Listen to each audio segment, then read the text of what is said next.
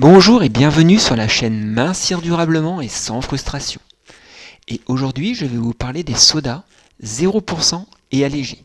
Et sont-ils bons pour la santé ?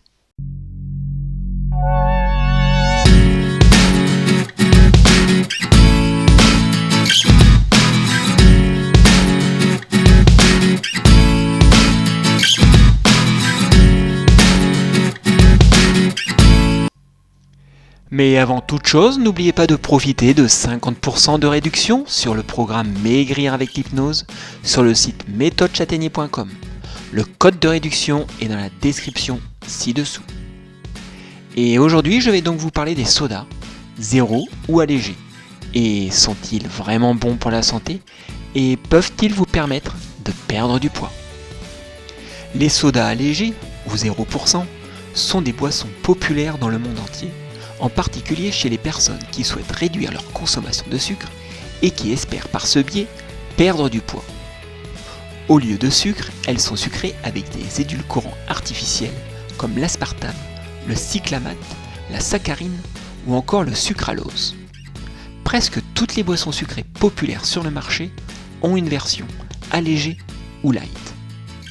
Les sodas, comme on les appelle souvent des sodas diététiques, ont été introduits dans les années 50 pour les personnes diabétiques. Mais ils ont ensuite été commercialisés pour les personnes essayant de contrôler leur poids ou de réduire leur consommation de sucre. Bien qu'elles soient exemptées de sucre raffiné, les effets sur la santé des boissons allégées et des édulcorants artificiels sont controversés. Les sodas light sont essentiellement un mélange d'eau gazeuse, d'édulcorants artificiels ou naturels, de couleurs, d'arômes et d'autres additifs alimentaires.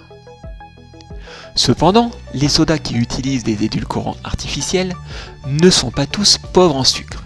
Certains utilisent à la fois du sucre raffiné et des édulcorants, comme par exemple la canette de Coca-Cola Life qui contient des édulcorants naturels, style stevia, qui ne veut pas dire que ce soit bon pour la santé, et du sucre raffiné. Bien que les recettes diffèrent d'une marque à l'autre, nous retrouvons les mêmes ingrédients d'un soda à l'autre. Bien que l'eau gazeuse puisse exister dans la nature, la plupart des sodas sont fabriqués en dissolvant le dioxyde de carbone dans l'eau sous pression. Sachez que les édulcorants artificiels courants, tels que l'aspartame, la saccharine, le sucralose ou un édulcorant à base de plantes comme le stevia, contiennent entre 200 et 1300 fois plus de sucre que le sucre ordinaire.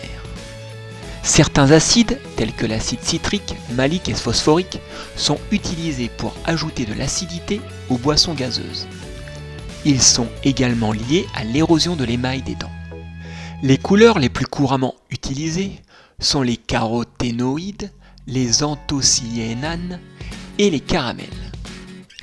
Concernant les arômes, de nombreux types de jus naturels ou d'arômes artificiels sont utilisés dans les sodas diète, notamment les fruits, les baies, les herbes et bien sûr les colas. Et bien sûr, il y a les conservateurs. Ils permettent aux sodas de se conserver plus longtemps dans les rayons des supermarchés. Un conservateur couramment utilisé est le benzoate de potassium. Il y a aussi les vitamines et les minéraux. Certaines boissons gazeuses, diététiques, ajoutent des vitamines et des minéraux pour se présenter comme des alternatives plus saines et sans calories. Il y a aussi la caféine. Tout comme les sodas ordinaires, de nombreux sodas diététiques contiennent de la caféine.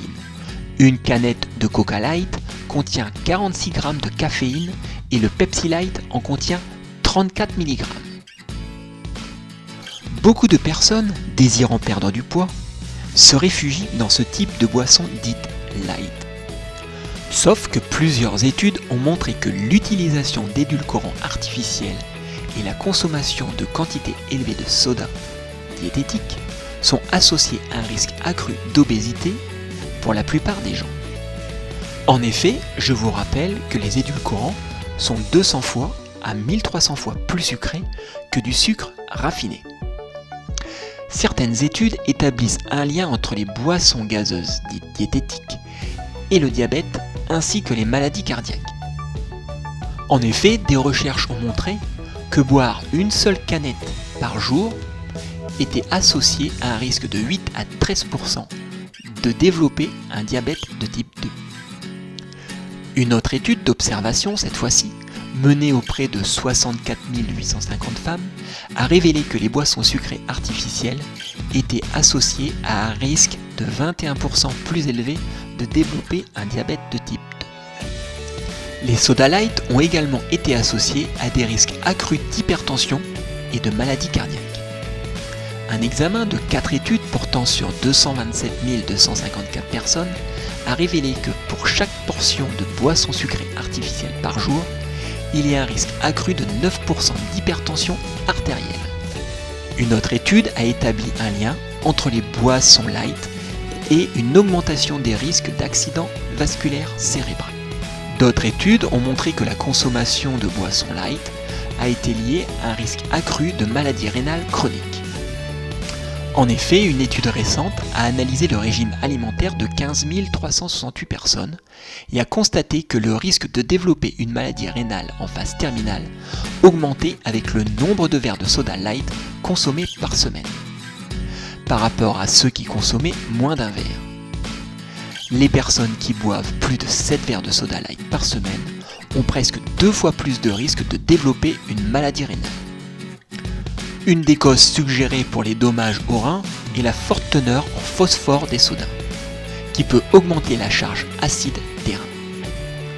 Vous l'aurez donc compris, boire des boissons dites light, diététiques, allégées ou 0% est très mauvais pour la santé. Et ne pensez surtout pas perdre du poids grâce à ces boissons. Voilà, cette vidéo est maintenant terminée. N'oubliez pas de profiter de 50% de réduction sur le programme Maigrir avec l'hypnose sur le site méthodechattegny.com. Le code de réduction est dans la description ci-dessous. Et je vous dis à très bientôt pour une nouvelle vidéo.